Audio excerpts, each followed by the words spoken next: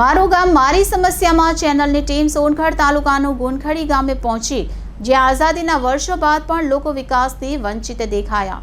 સોનગઢના ગામમાં ઘરોમાં હજી સુધી પીવાનું પાણી નથી પહોંચ્યું।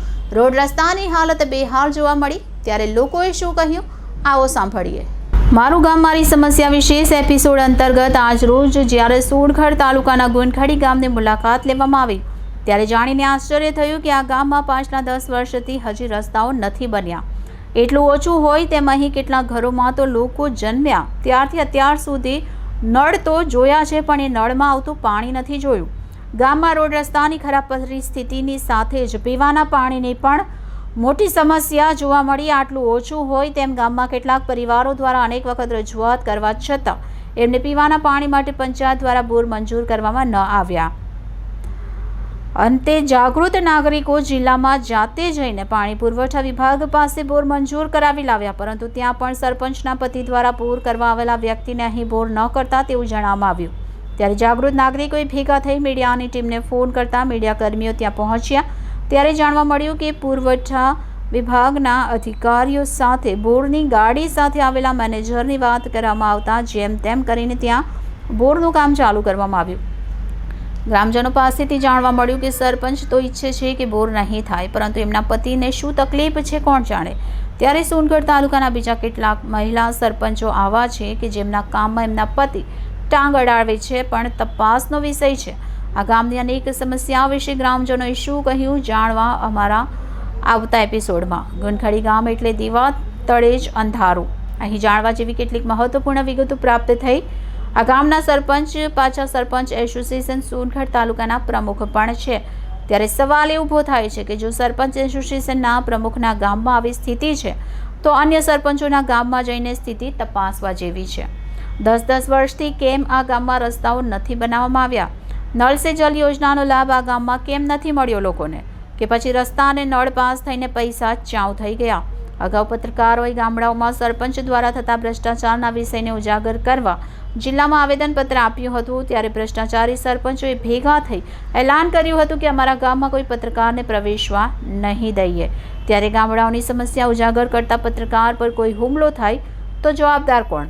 અમે મીડિયાના માધ્યમથી સોનગઢ તાલુકા અને તાપી જિલ્લાના દરેક ગામ માટે મારું ગામ મારી સમસ્યા વિશેષ અંક શરૂ કરી રહ્યા છે, જેમાં આપના ગામની સમસ્યાઓ મીડિયામાં પ્રકાશિત કરવા 9979391495 નંબર પર સંપર્ક કરો।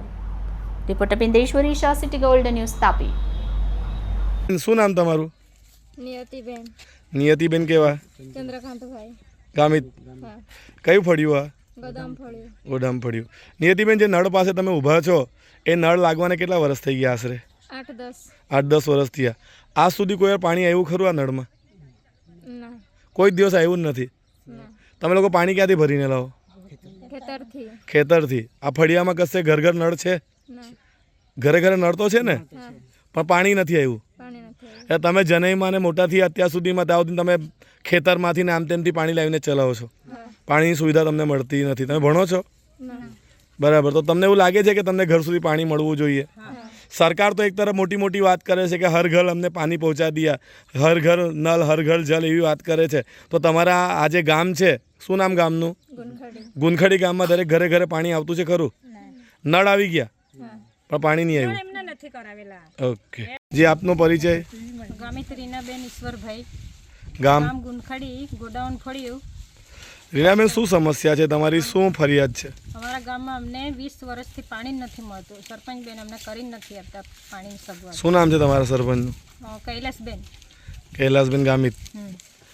હવે સરપંચ એસોસિએશનના પ્રમુખ પણ છે? હા, પ્રમુખ પણ છે। બરાબર। હવે તમે આ અંગે શું રજૂઆત કરી? કોને રજૂઆત કરી? અમે કરી છે સરપંચ બેનને પહેલાં કીધું હતું। પહેલાં એણે તો વાત નથી કરી અમને કે અમે બોર કરી આપીશું એવું, પણ અમે પુરવઠામાં અમે જાતે પોતે અરજી આપી છે ને ત્યાંથી મંજૂર કરાવીને અમે બોર લાવ્યા છે, તોય છતાંય પણ એમના ઘરવાળા છે એ નથી કરવા દેતા, અમારી સાથે ઝઘડા કરે છે। શું નામ છે એમના ઘરવાળા? રમેશભાઈ છે। રમેશભાઈ, ક્યારે ઝઘડો કર્યો તમારી સાથે? સવારે જ આ બોરની ગાડી આવી ત્યારે ગાડીના મેનેજર છે ને એને ફોનમાં અમને ધમકી આપે, ગાળો આપે, અને ડેપ્યુટી સરપંચ છે નિલેશભાઈ એ પણ બોલતા હતા। શું કહેતા હતા? કે નથી કરાવવાનો બોર ત્યાં, કે બીજે કરાવો એમ। બરાબર। તો અત્યારે આ બોરનું કામ ક્યાં ચાલુ છે? અત્યારે રીનાબેનના ઘર પાસે। બરાબર છે। તો તમારે ત્યાં નહીં કર્યો?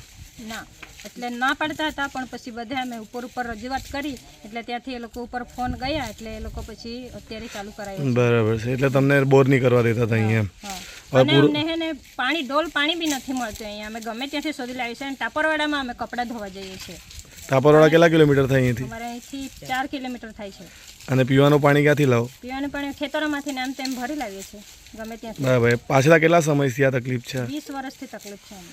20 વર્ષથી કન્ડિશન આવી અને આવી છે. ગઈ વખતે બી અમારો એક બોર આવ્યો મંજૂર થઈને ટાંકાવાળો, તે અમને સરપંચ બેને કરીને આપ્યો અને જલસે નલ ઘર વાળી પણ અમને એક કે અમને કનેક્શન આપ્યું જ નથી.